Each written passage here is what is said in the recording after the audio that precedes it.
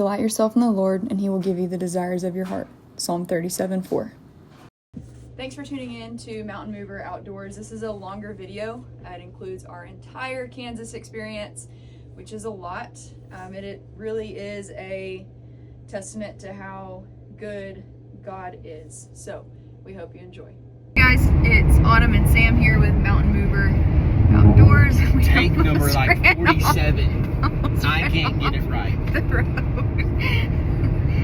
We're good. We're back between the mustard and the mayonnaise.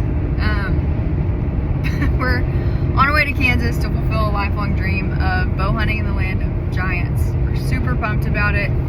We also just wanted to take a minute to introduce ourselves, tell you a little bit about who we are and our backgrounds. So I'm from Central Arkansas, grew up there, played softball. It was kind of my main thing, but I also loved hunting.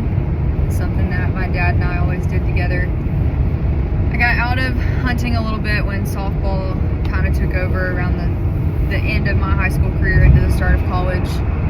Sam and I started dating around the end of my high school career, and through our relationship, hunting kind of started to work its way back in the picture. Rob the cradle. So, got back into hunting. A large part of that was because it's something that Sam loved to do, and it's something that we could then do together. Sam also pushed me to try bow hunting, and I haven't gone back. I have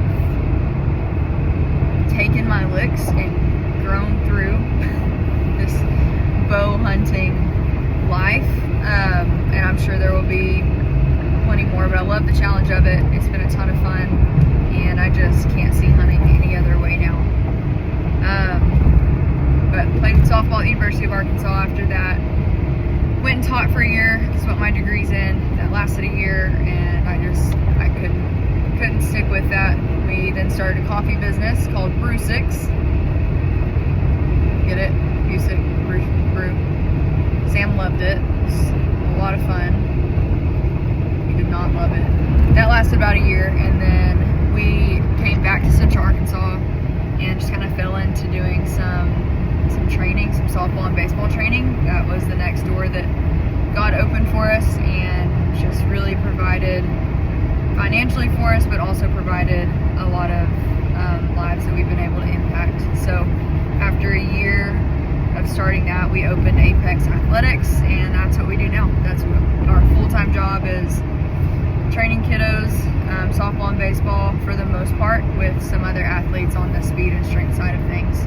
But hunting is what we love to do in our free time, and that door that God opened with Apex has provided us this opportunity to be able to go do this. So I'll turn it over to Sam and let him tell you a little bit about him and where he's from. I'm Sam. Not D1. D1-ish. But grew up in Georgia.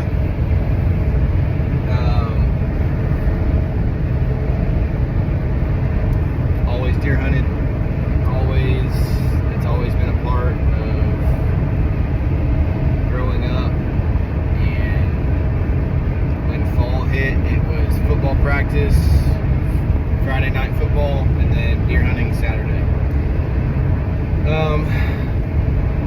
Super glad that I got my wife into bow hunting, because now we can spend a lot of money on chasing our passions.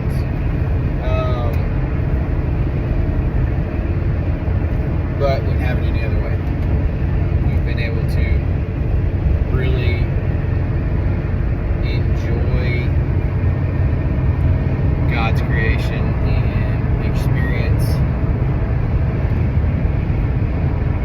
part of who He is and what He can do and what He can create, just being outside in His creation. Super excited for this trip. Super excited to spend it with my wife. But it's just a testament that don't stop giving up on your dreams. God cares about even the littlest things of getting to deer hunt in Kansas, and who would think that He would care about it, but He does. And He always finds a way to be good to his kids. So my challenge is to align yourself with the Creator and what He has for your life. And He's good. He's all about doing good things and taking care of his kids. So with that, I'm going to turn it back over to Autumn. Let her close this out before I just screw it up a lot. We've got a couple of hours left on our trip to a place in Kansas that I cannot divulge, to hunt with a good friend of ours who also I cannot divulge. But we're super, super thankful for the opportunity. Also, quick shout out to Shields, the coolest place ever. They have everything you could ever need. So if you ever get the opportunity to go out of your way and go to one, do it. If it adds 30 minutes to your trip, do it. An hour, probably still do it. It's worth it. But we'll be there soon. We're looking forward to this.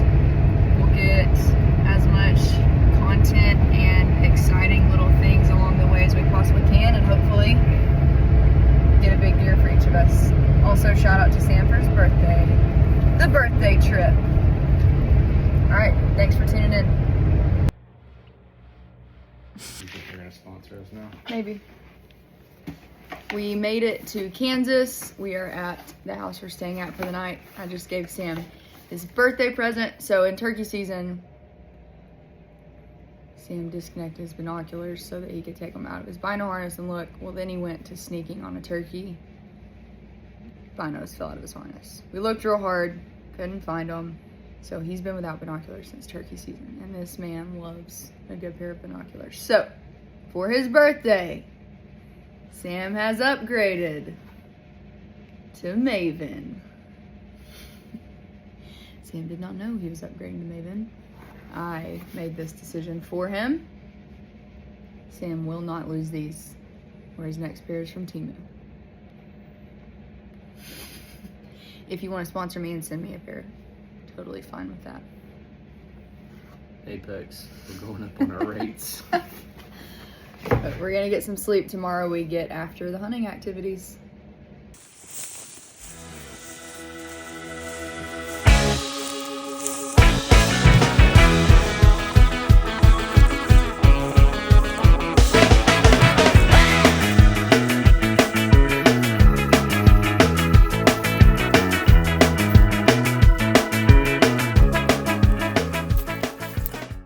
Alright, I just got into the tree from our first sit in Kansas.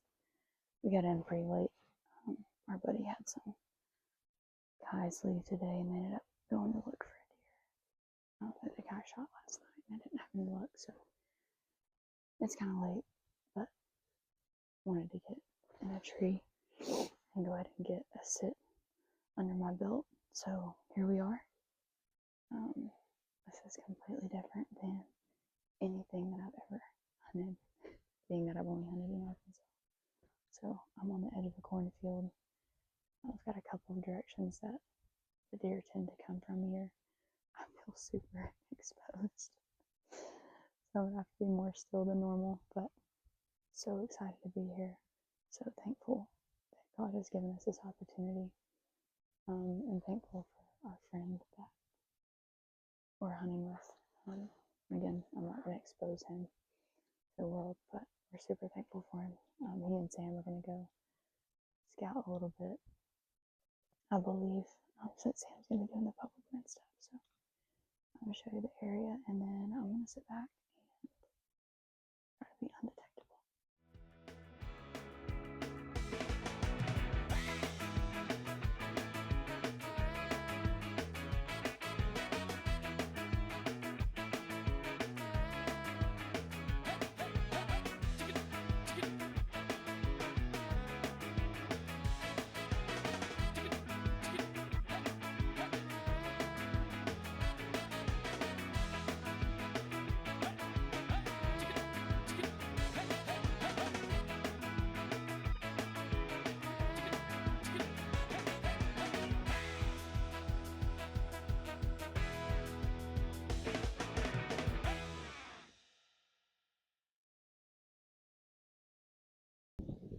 concludes hunt number 1 in Kansas. It did get pretty chilly. This wind is brutal. Walking in for first morning hunt, second hunt, and hoping I can find where I'm supposed to go. I'm going back where I was last night. I'm walking around the cornfield now, and then hopefully I end up where I'm supposed to be. I likely would not shoot the deer I saw last night, but there's been a pretty old deer in here that I would potentially shoot, but we'll see what shows up. It's kind of misty, kind of yucky, but that allows me to think quietly, so there's that. So we'll see how it goes. I'm gonna get in the tree. I'm in the tree. It is super windy again. A little chilly. It's a little too dark to see anything on camera right now, but I'll show you around when it starts to get a little bit more daylight. Let's see what we can see. And this was all I saw on this hunt. It was a rough morning. After this, our next hunt that evening, I hunted with our buddy in a redneck blind at a different spot. We did not see any deer this evening either, but we had a good time.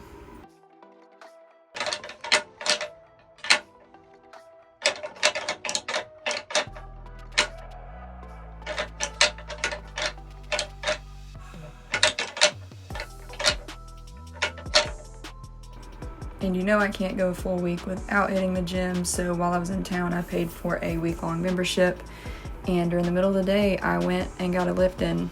It just makes my whole body feel better, so this is where I spent my afternoons before going to get in a tree. It was also Squat-tober. I was trying really hard not to fall too far behind, so that was another motivating factor.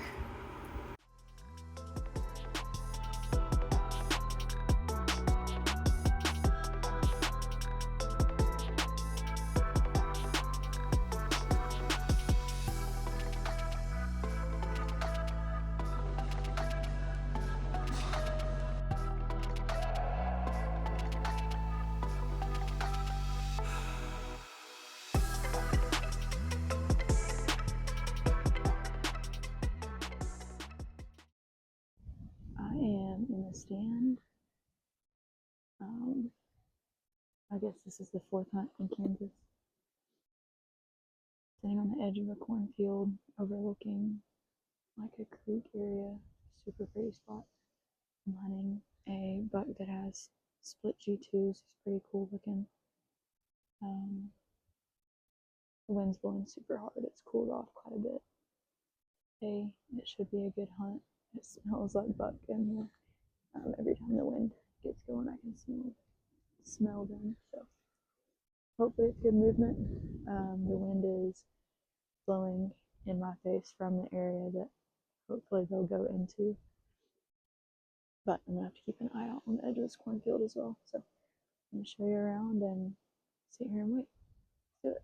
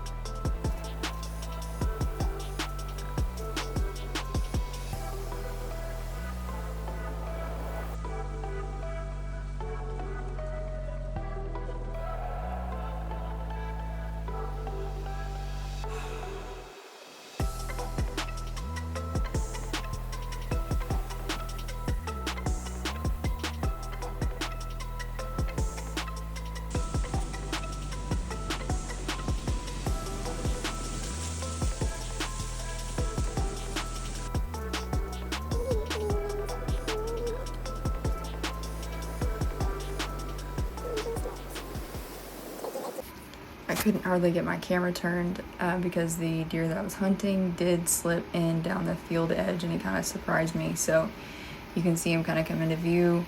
He goes off down towards that low area, which I expected him to come out in front of me. He did not. He came back up. He worked around in front of me right downwind. He smelled me and took off into the corn. So this was the deer that I was after. And spoiler alert, it is the deer that I end up getting in this video. But he smells me, ruins the hunt. I was using nose jammer. My friend gave me a hard time about it, the fact that it didn't work. But that's what big bucks do. They don't get big by being dumb. Another factor to this was I had does down to my left.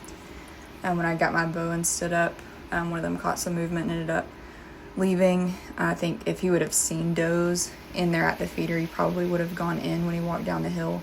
But since he didn't, he wanted to smell before going into the area.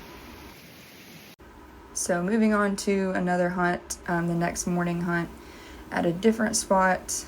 This is an eventful one, so enjoy.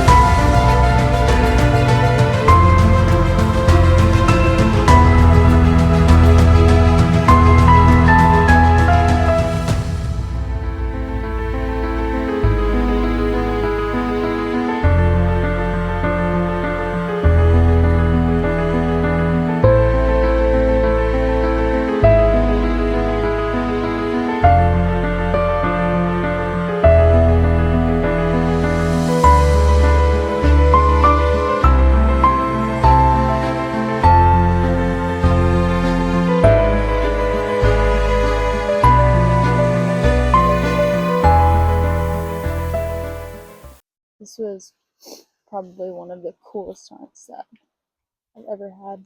Got a lot of good video of everything that went on. But a deer made a scrape, like literally 8 yards from me. I ranged it. I saw a pretty good 10, just not quite old enough, not as big as the one I'm hunting. Saw a good 8, a couple small 8s. They were chasing.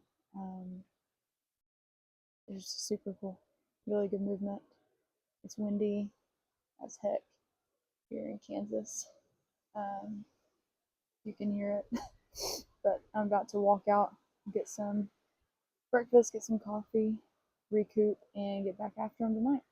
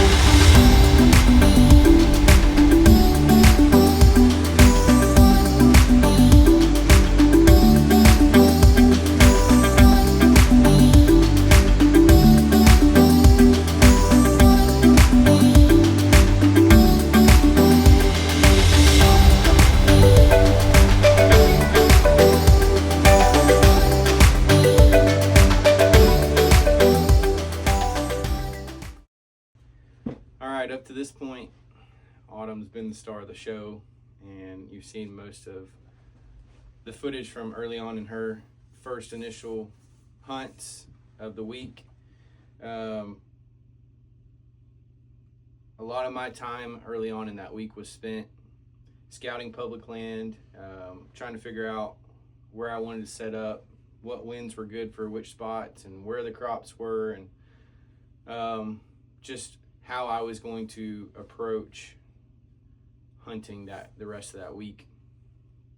So Tuesday night, I set up at a spot that was close to where we were staying, and it was probably 30-mile-an-hour winds that afternoon, and saw a few deer. Sat for maybe an hour and a half over an alfalfa field. But everywhere after that point that I went, there was already a truck parked, and so the roads were wet from rain early on in the week, and really needed the roads to dry out so I could even look at other spots to hunt. So Wednesday afternoon, I went to a spot that I really wanted to hunt, that looked good on Onyx, and when I got there, somebody was already there, so I kind of just was running late already and said, you know what, I'll just go up to this spot. And I texted a friend what crops were in what fields, and he said, if there's Milo, that's where you need to be. So I hiked probably a mile into this public piece of land and got set up at probably 4 o'clock, 4:15, after I got all my saddle stuff set up into the tree. And as soon as I get set up, I drop my grunt call, which at that point in the year you definitely need, and dropped the rattle bag, which you also need. So having been this third hunt of the year in total for me out of a saddle, I just didn't have it together. So I climbed down, got the call and got the rattle bag, and got set up back in the stand and sat down to answer some text messages for work. And I catch movement out of the corner of my eye to my left, and by this time an absolute giant was 20 yards from me. It stepped out of a cedar thicket, and was headed in my direction, and I was not ready, not prepared, didn't even have my thoughts together. And before I knew it, he was 5 yards under my tree, and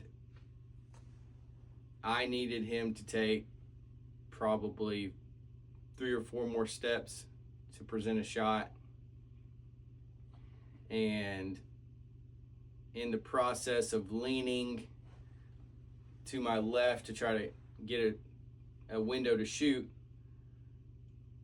the platform slipped on the tree and swung me in my harness around the tree, and he did not stick around for the rest of that show. He knew something was up, and he bolted back the way he came, and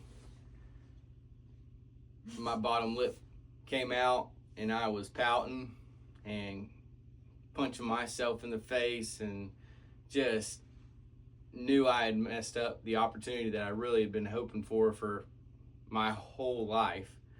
And so I immediately sent in the group text that I had found a 200-inch deer that was a 6x6 or a 12-point that was ginormous, and I had messed it up and did not get a shot on him.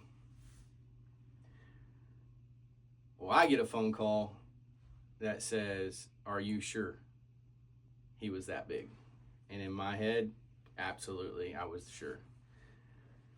Well, no sooner had I got done responding to text messages and phone calls from Autumn and our friend, and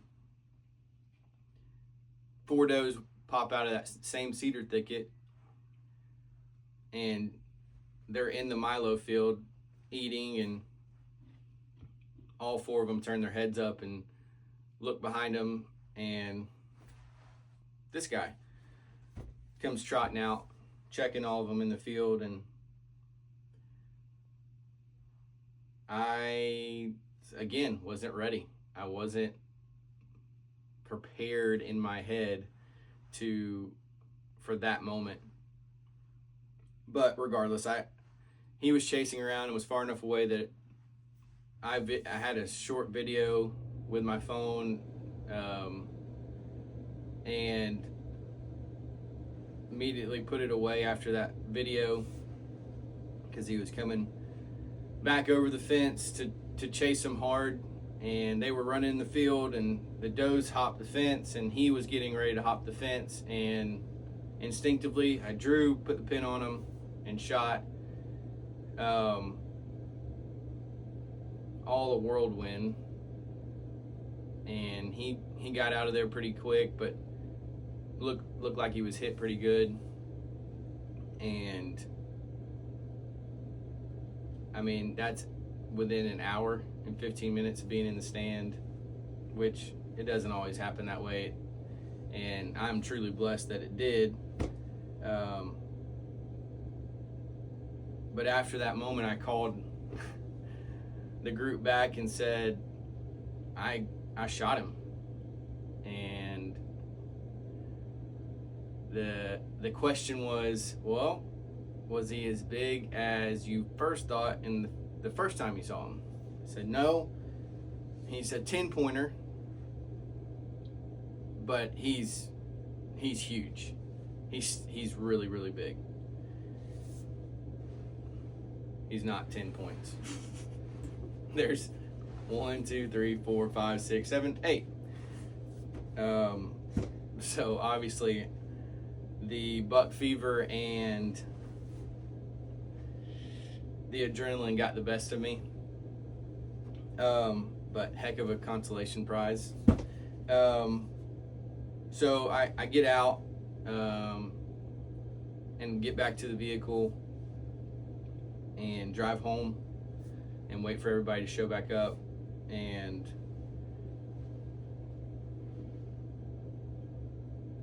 yeah, I'm getting ragged pretty hard.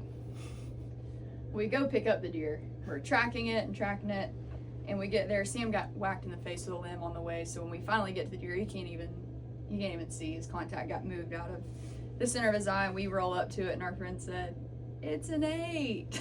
So all the way to that point, everyone's like, this is, you know, a 10.185, which we rolled up to it, and it's absolutely massive deer.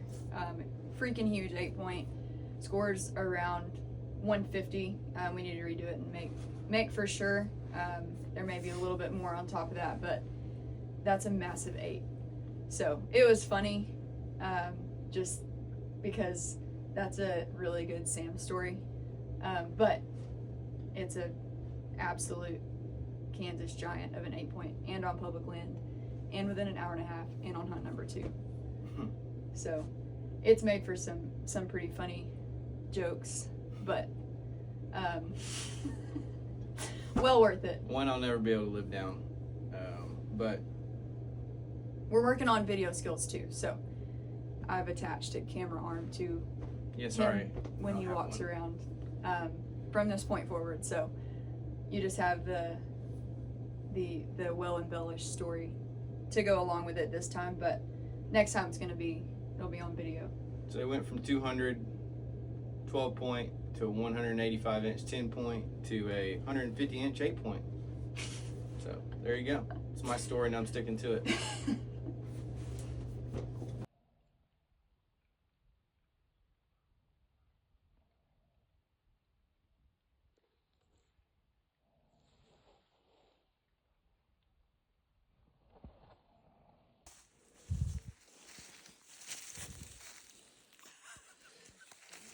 Go get him, man. Go get him.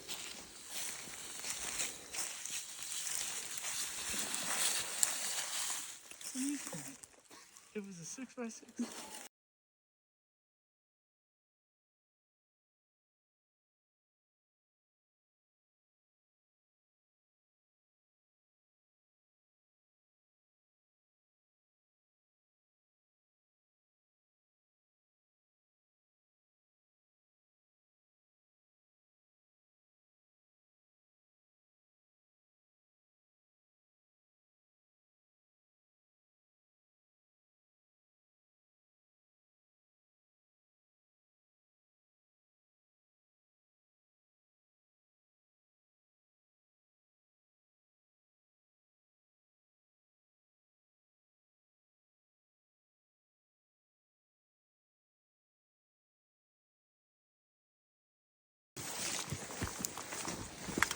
Oh, your G2 keeps running into the mud.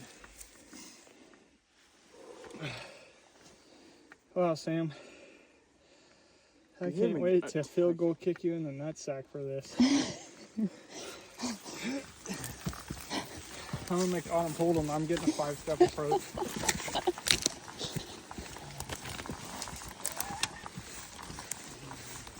He's gonna want to wear those home by the time I get done.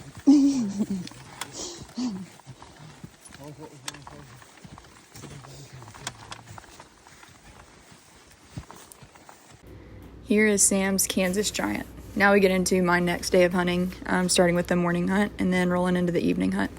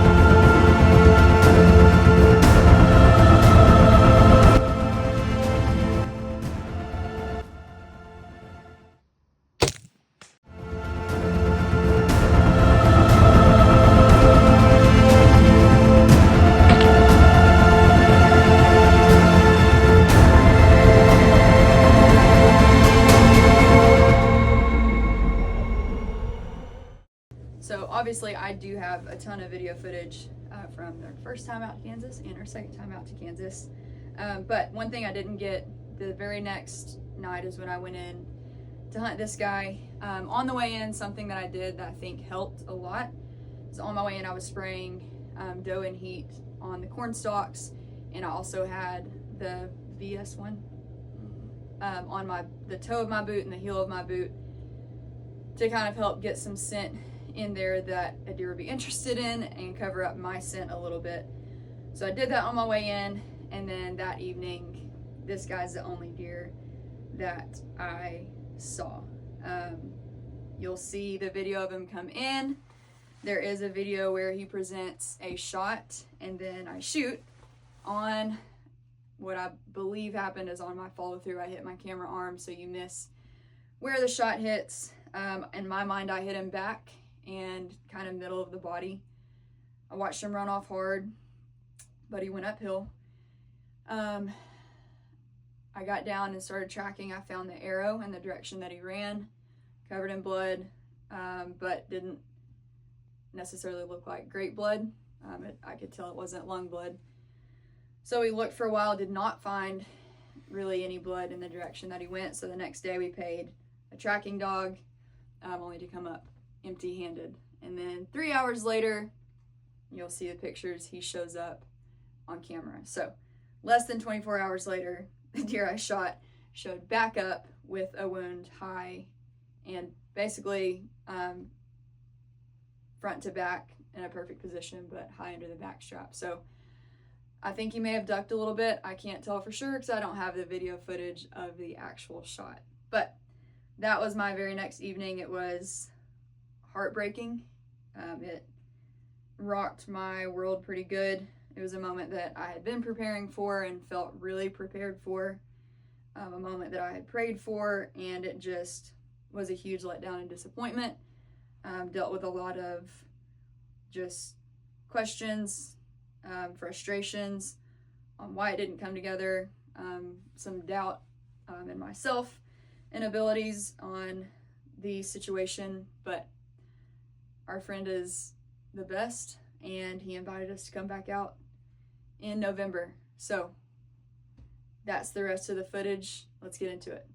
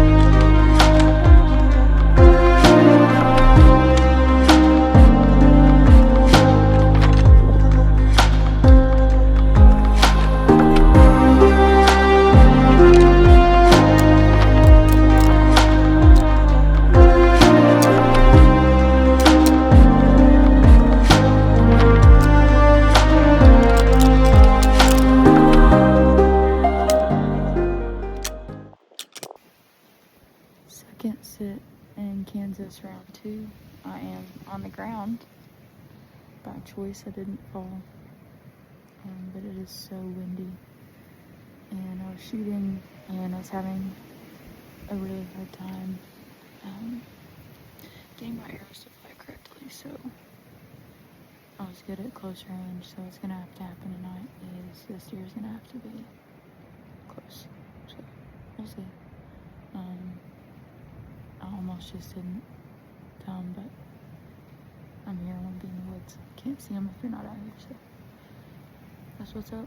I'm sitting in some cedar trees right under the stand. So, yeah, I'm gonna be super still, stay out of the wind, see what happens. Wish me luck.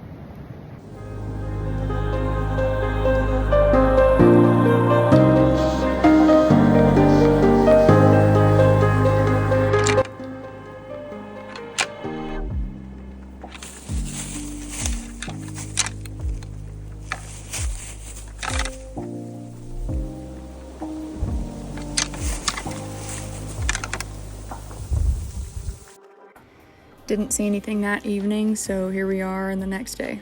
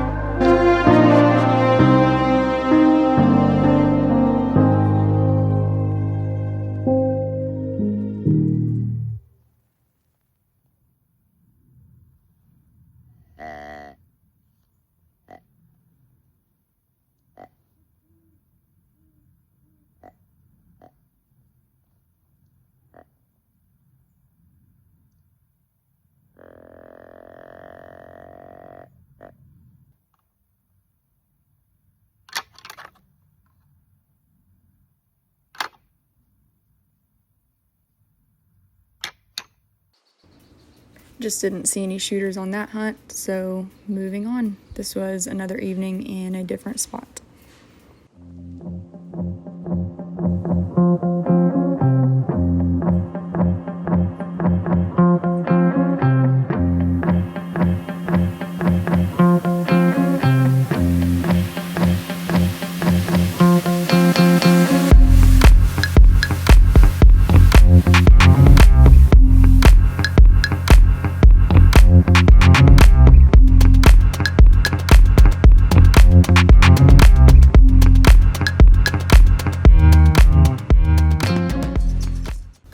This was a mature deer that came in, but one side of his rack was gone. You could definitely tell that he was an older deer, and one I might have considered shooting with the given circumstances if he had his other side, but he had a big bald spot on his side and half his rack was missing, so you could tell he'd been fighting hard. And that was pretty much it for that evening, so I moved on to another spot. Just kind of kept moving around based on wind, and our buddy trying to just get me on a deer movement was kind of rough, so this was another spot that I got to sit at.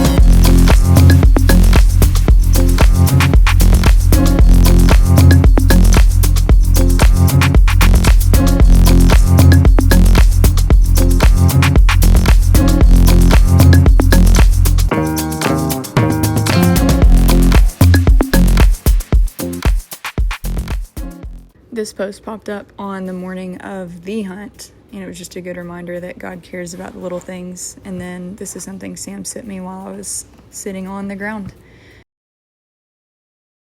This is the walk-in through the cornfield to try to stay concealed.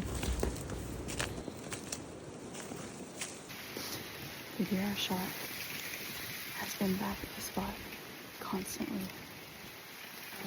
It's snowed / sleet, so I'm sneaking in midday. It's like 11, between 10:30 and 11, and I'm going to test it as long as I possibly can. The deer should be on their feet all day. I'm pulling out all the stops, walking through the corn, trying to be as sneaky as I can. I was reminded today, again, and it just keeps getting put in front of me that God cares about the little things, so that's what I'm holding on to. I'm believing it's going to happen. Here we go.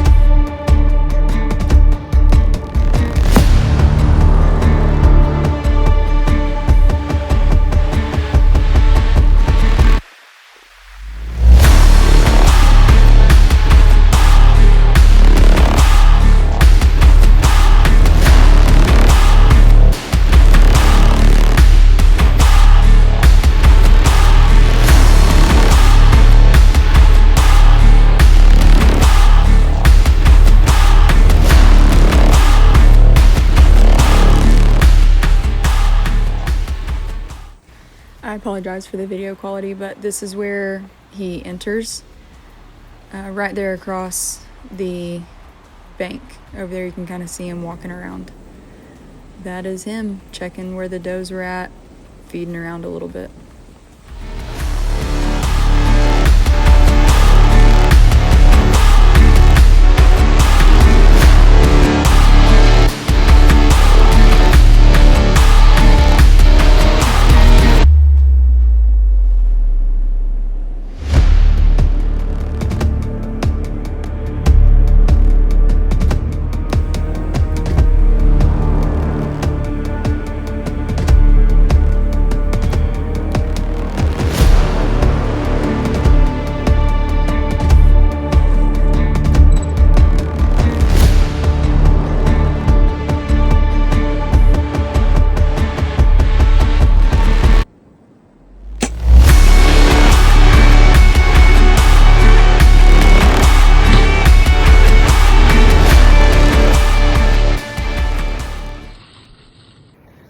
I just think I smoked the biggest beer bottle.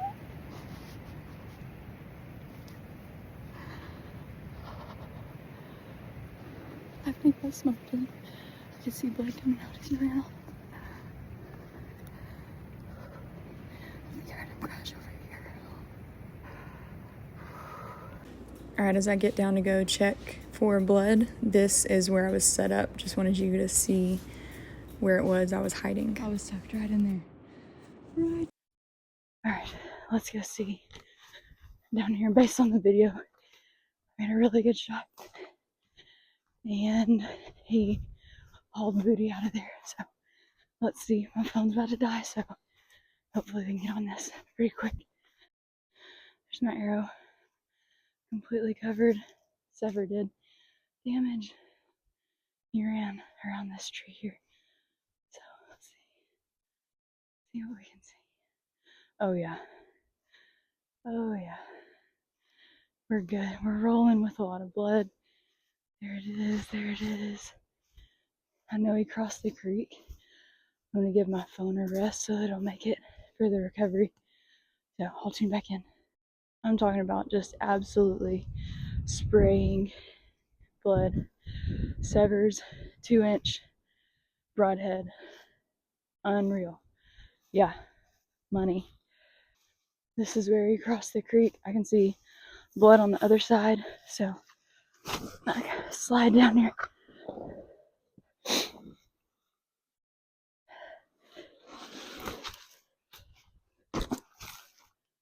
Blood up on that tree up there. This is worthy of videoing as I try to climb this muddy Kansas Creek bank. Oh lordy. Ran into that tree. Crashed around here. I'm talking just spraying there on that tree. Still just spraying everywhere. They're here.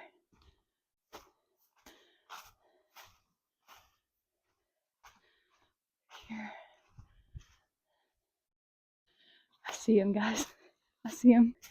I found him. Big buck down. Big buck down. Holy moly. This is so surreal. I cannot believe that this came together. Guys, God is so good. Thank you, God. Thank you, God. Thank you, God.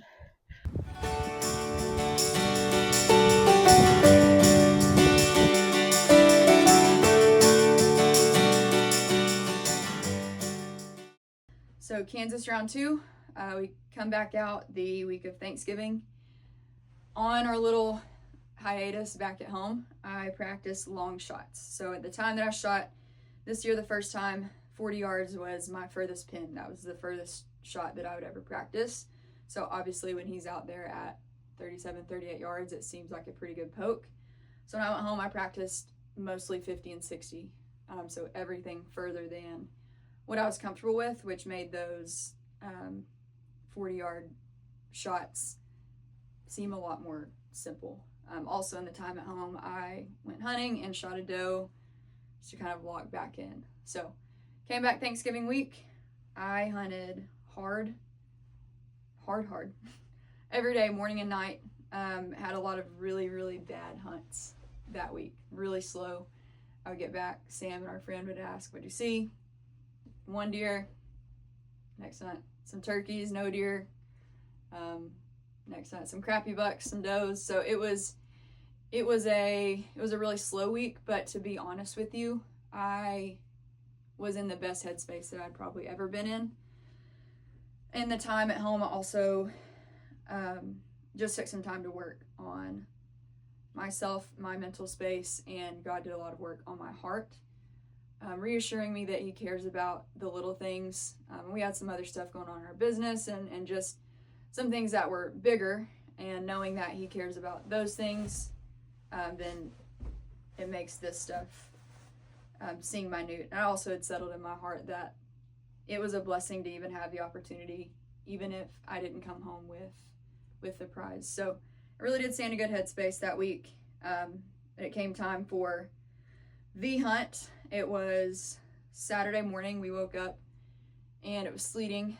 I could see it on camera. I could see it in the forecast, and it wasn't going to stop until like 8 a.m. So I also looked at the game cameras and saw that this guy had been in there all night, like every hour. He was coming back and eating. So it was super clear that he was done with the does, or off of the doe that he was with, and he was hungry. So I had a pretty good feeling that he would be in there more, and I didn't want to bump him out of there. So that was my main concern, was just being really smart with how I approached it. So I waited until about 10:30, and that's when we got back.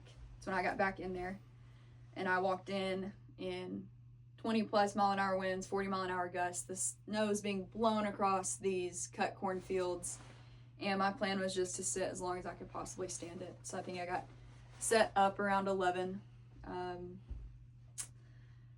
and just sat on the ground in some cedars because I wasn't fixing to be blown out of the tree. The tree was also super open. I knew that was my best chance to stay concealed. So sat up in some little cedars. Some does came in around 12:30.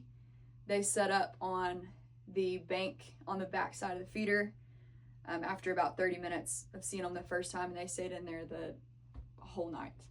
So I had deer on top of me, had to stay pretty still, and had to be pretty careful. 40-ish rolls around, and I peek around the tree to check one of the does where I knew that she had been laying, and I see antlers. And I tuck back behind the tree, wait a minute, get back around the tree with my binoculars, and I can tell that it's this guy. He milled around on the other side of the creek, and you can't see that in the video very well, but he's kind of walking around checking where the does were at, may have been feeding around a little bit, and then my video is only 10 minutes long, so I guess that's how long it took. He crosses the creek, comes straight into the feeder, and presents me with a second shot, which that doesn't happen. If you hunt much, you know that is a very rare occurring situation. And I really do believe in my heart that this was a God thing. And I was reminded before we went out, Sam showed me a post, and I included it in the video, where I posted 6 years prior about a deer that he killed in Georgia, which is the biggest deer at the time, that God cares about the little things. That's the title of the post. And then I go on to talk about it. So I got that reminder right before I went out and sat the coldest and longest hunt of my life. And then he also sent me a little post that I included just about showing up. But all week, and honestly in that entire break being back home, I was just constantly reminded that God cares about the little things. So I'm here to encourage you to pray about the desires of your heart. God's not a genie in a bottle granting our wishes, but he does care about his kids' desires. Anytime that something hasn't happened, I feel like I've been able to look back in hindsight and realize that I got something better, or I learned something more valuable by not getting what it was that I asked for. And I can definitely say I learned a lot in not getting this deer the first time. So it was about 60 hours hunting. Sam asked if I would change it, and no, I wouldn't. I don't love the jokes when you miss a deer. It's not fun. It's a humbling thing, but I'm glad it all happened this way because I got to see even more of who God is, which is always a good thing. So that's our Kansas experience. We can't wait until next time. We don't expect to draw again next year, but we're hopeful. So thank you for watching. Yeah, thank you. This is just a testament to not giving up and being patient, and God's timing will never be our timing. Scripture talks about his ways just not being our ways, and if we truly believe that he cares and he's always thinking about us and what's best for us, then you can't put restrictions or timelines or put him in a box to operate how you think he should operate. I mean, this is 2 hours worth of sitting, and that's 60 hours worth of sitting. You just don't know how it's going to work out, but the belief and faith that it will work out.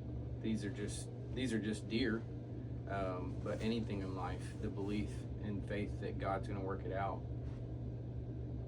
It may happen in 2, it may happen in 60, it may happen in A couple of years. A lifetime that I've waited, to experience something like this. So I would encourage you, something so small and minuscule in the grand scheme of life and importance, but he still cares, and he's still good, and he wants to do good things. That's just who he is.